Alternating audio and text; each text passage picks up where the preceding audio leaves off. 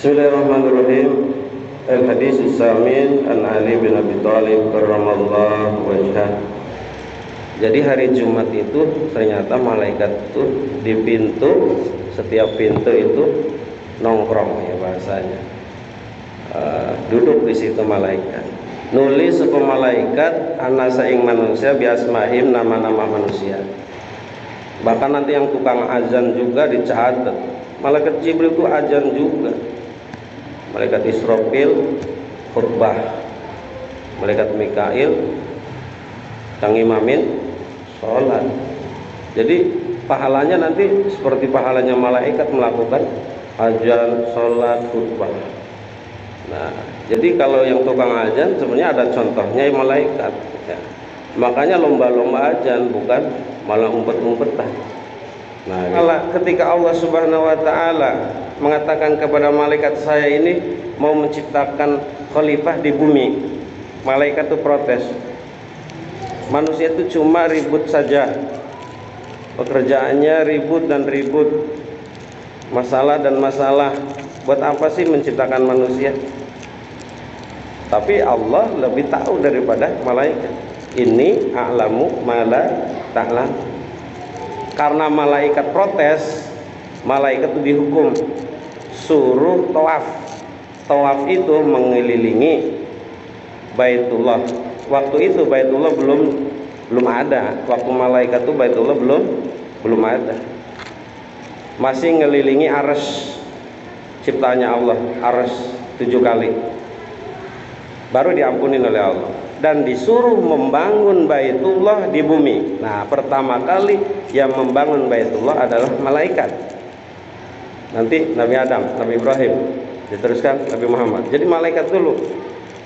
Malaikat yang membangun Baitullah di muka bumi ini, sampai nanti keturunan cucunya anak Adam tawaf di situ. Tapi malaikat dulu yang tawaf. Malaikat turun semua ke bumi, bikinlah Ka'bah. Tapi Ka'bah itu pernah diangkat ke langit 4 ketika banjir Tofan.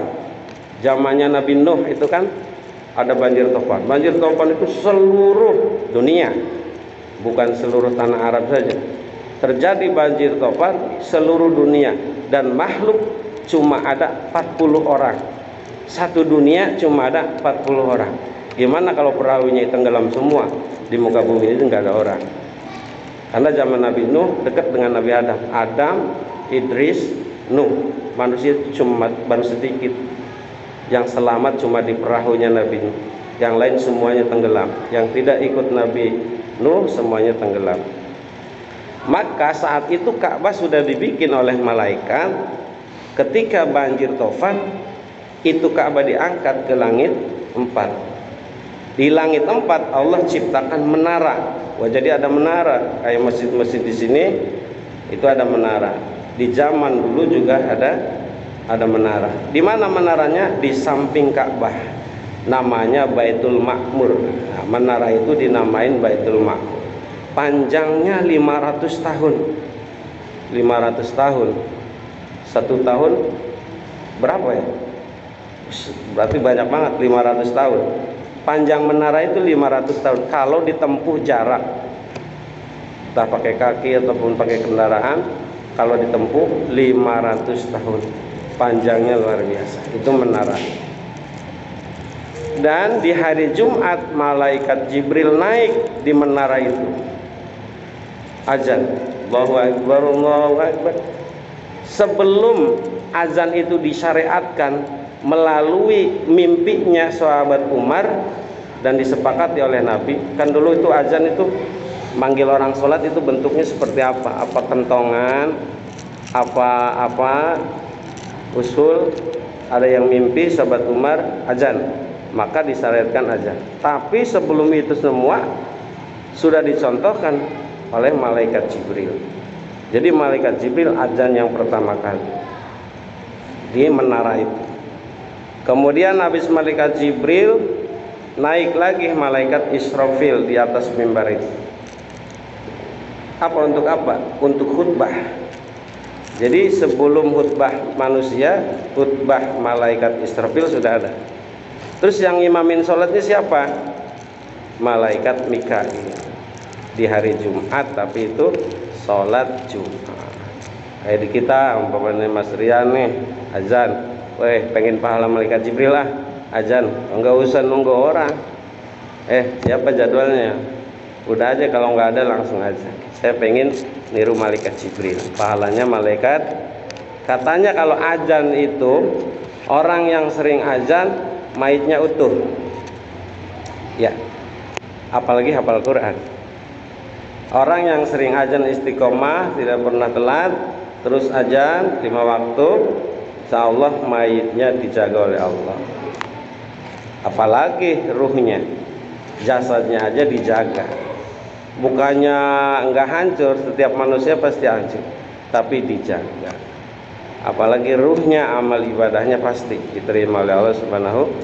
Itu yang sering aja. Gimana yang sering hafal Quran? Kan kita tahu cerita Imam Nawawi Al-Bantani ketika mau dibongkar kuburannya, jasadnya utuh, padahal bertahun-tahun. Banyak kita tahu cerita para wali ketika mau dibongkar kuburannya dengan alasan karena di Arab itu kan setiap ada mayit ganti. Nah, ternyata masih utuh. Padahal kalau bertahun-tahun udah hilang jadi tanah, bisa ditumpuk lagi kalau di sana kan. Di sini juga bisa. Kalau yang nggak dibikin kijing, rata tanah bertahun-tahun mayit udah jadi tanah lagi dan bisa ditimpuk lagi di atasnya. Dan begitu. Ternyata beliau itu Syekh Nawawi masih utuh, mayitnya masih hidup. Karena beliau ya satu hafal Quran, ya alim, ya sama Allah Subhanahu wa taala dekat. Nah, ini. Kalau kayak kita jangankan setahun 2 tahun, seminggu aja udah bau. Jangankan seminggu, berjam-jam nih belum dikubur udah kecium ya aroma bau mayit ini. Apalagi sehari 2 hari 3 hari. Itu kalau mayit biasa. Yang banyak dosa pasti mayitnya bau, ya kan? Ini kalau pengen harum, yaitu harus taat kepada Allah Subhanahu wa ta'ala. Maka di hari Jumat itu banyak satu keistimewaan dan doa-doa kita itu dijabah. Amalkan doa Allahumma ya Ghani ya Hamid, ya Mubdi ya Mu'id, ya Rahim ya Wadud, agnina bihalalik an haramik, wa bi ta'atika an masyatik, wa bi fadlika amman siwak. Sebanyak 70 kali. Panjang nih ya, harus dihafalin.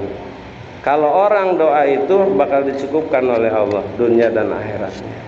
Rutin setiap Jumat baca ya Ghani ya Hamid. Kalau nanti mau bertanya silakan bertanya. Nanti tak tuliskan. Kalau di sini nggak mungkin, panjang soalnya. Selepas ngaji misalkan, Ustaz itu doa yang tadi saya pengen tahu.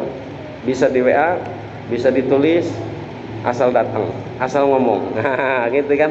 Kalau nggak ngomong kita nggak tahu. Kalau di pengajian hanya ngasih tahu doang. Selepas pengajian mau nanya, amalannya penasaran nih. Pengen saya ngamalin tiap Jumat. Itu tiap Jumat 70 kali. Allahumma ya Ghaniyu, ya Hamid ya Mubdi ya Mu'id, ya Rahim ya Wadud, agnina bihalalik. Ya Allah kayakanlah saya tuh. Agnina bihalalik kan. Jauhkanlah dari keharaman, an haramik, wa bi ta'atika an maksiatik, wa bi fadlika amman siwa. 70 kali. Ditambah itu yang Fatihah 7, terus kemudian Qul 7, Falak 7, An-Nas 7, Ilailas 7. Itu amalan soheh dari para salafun soleh. Kalau perlu ilailas tulil firdausi ahla wala aqwa 'alan naril jahimi fahabli taubatan waghfir dhunubi fa innaka ghafiru dzambil 'azimi. Mungkin kita jelaskan dulu sama sebelum terakhir fadilah Jumat itu jam pertama itu maksudnya kemungkinan jam awal ya, boleh jam 8 atau 9 itu fadilahnya. Kalau diibaratkan hewan mah sapi, onta. Jam kedua itu sapi, jam ketiga itu kambing. jam keempat itu ayam, jam kelima itu telurnya ayam, jam keenam kotorannya ayam kali ya. Assalamualaikum warahmatullahi wabarakatuh.